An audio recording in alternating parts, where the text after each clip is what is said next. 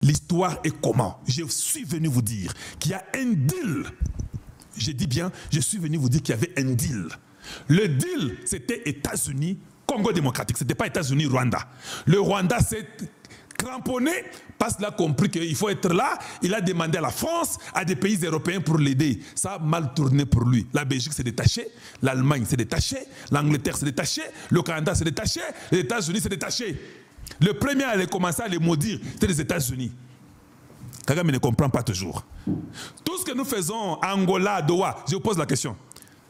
Faure Gnassingbe, qui parle de lui aujourd'hui? Qui parle de l'Union africaine aujourd'hui? Nadilo Zoyaoyo. Qui parle de Faure Gnassingbe? Mais c'était un truc avec les gars ici de Obasanjo qui a été influencé. Ils ont pris l'argent des Hippolyte Kanambe et de Kagame pour créer un truc afin que les anciens présidents africains viennent parler pour le Congo. Tout ça, ce n'était pas vrai, c'était faux. C'est tombé dans l'eau. Ils se sont tous tus. Où est votre gars des Sud-Africains ici, Thabo Mbeki, qui parlait que Tshisekedi est seulement aimé à Kinshasa? Il était dans le coup. Il a compris que les États-Unis allaient se quitter. Thabo Mbeki est où? Oh, le reste là, Kabila est aimé partout. Kabila vient de fouiller, il est parti en Côte d'Ivoire. Il sait que s'il vient bêtement, on risque de lui faire tomber les armes sur lui, il va mourir. Je vous dis que nous sommes dans la dernière phase des Américains. Les gens vont commencer à tomber à l'Est. Et je suis d'ailleurs en train de prier pour que le M23 n'accepte rien. Ndenge bazawana, nazo ebisa bino sikoyo, ngazamula pembe. Bazawana bayebi ke si silipo na bango. M23 yebi ke ça a raté. Nanga yebi ke AFC si koufi. Kabila yebi ke na échoua. Kagame sait que tu raté boro ya Congo et Sili, makambo échangé, ils savent ça, ils ne vous diront jamais ça. Il n'y a que Kalonji qui peut vous dire ça. Voilà pourquoi je parle du gouvernement congolais. Voilà pourquoi je parle du Congo et de la façon que nous devions vivre. Parce que nous devons nous éveiller. Les bonnes choses nous attendent si nous sommes sérieux et que nous avons un gouvernement réduit, des gens capables. Les Américains vont commencer à nous respecter et ils vont travailler avec nous. Ils ont travaillé avec les Coréens du Sud, ils ont travaillé avec les Japonais, avec les Chinois, avec les Anglais, avec les Canadiens, avec les Européens. Pourquoi pas nous? Pourquoi pas nous? On doit être sérieux. On ne peut pas avoir un gouvernement de 54 personnes, de 40. Non, c'est trop. C'est trop. Ça montre que vous êtes en train de partager les richesses du peuple. Les Américains ne seront pas d'accord. Quand vous avez un gouvernement réduit, ils voient même que même leur président est vraiment là pour le peuple. Il n'est pas là seulement pour donner les postes aux gens inutilement. Tout ça doit être contrôlé et tout doit être correct.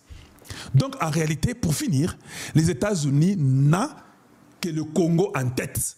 Trump l'a dit, il le répète, il le proclame, il est devenu notre avocat, il le dit matin, midi, soir. En même temps, sachez que les gens à qui il dit ça, ce sont les gens qui étaient complices avec le Rwanda. Il leur dit, vous avez trahi, vous avez pris un bébé d'autrui, vous avez voulu diviser les bébés d'autrui. On ne les divise pas. Les peuples congolais même, ils veulent que les minéraux là, leurs terres rares, que je les prenne. Je vous pose la question. Quoi d'autre nous pouvons demander à Dieu? Si ce n'est que de prier pour Donald Trump et pour Tshisekedi, quoi d'autre vous voulez?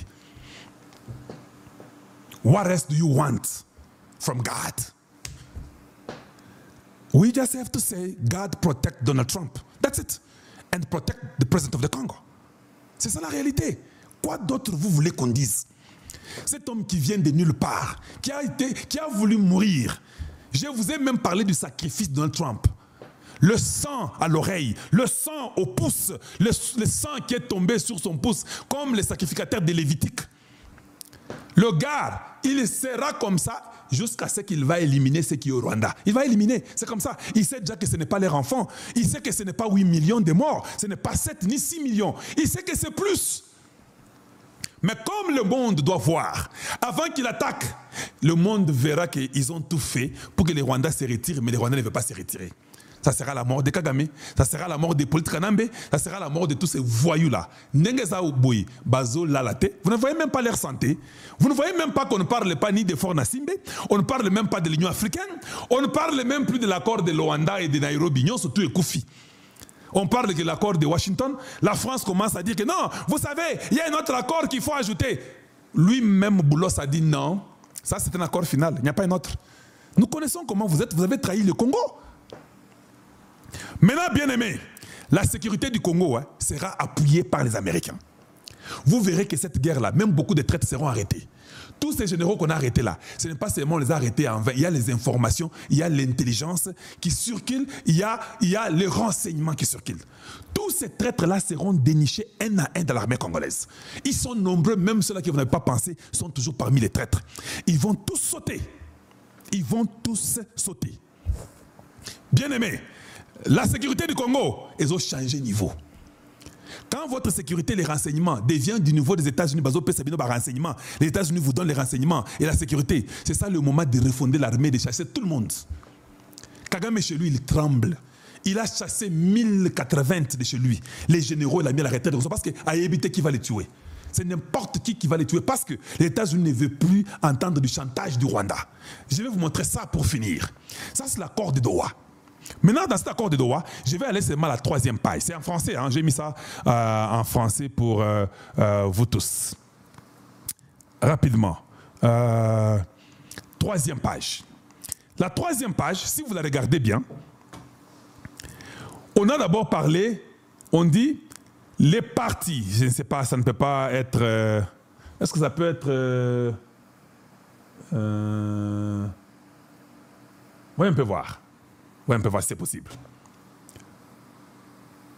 Les partis s'engagent à mettre en œuvre les dispositions de la présente déclaration des principes immédiatement après sa signature et au plus tard le 29 juillet, ce qui était hier. Théokani? Ah, au plus tard le 29 juillet. C'est ça que moi je suis en train de réfléchir avec vous ensemble. Donc le 29 juillet, on dit les partis s'engagent à mettre en œuvre les dispositions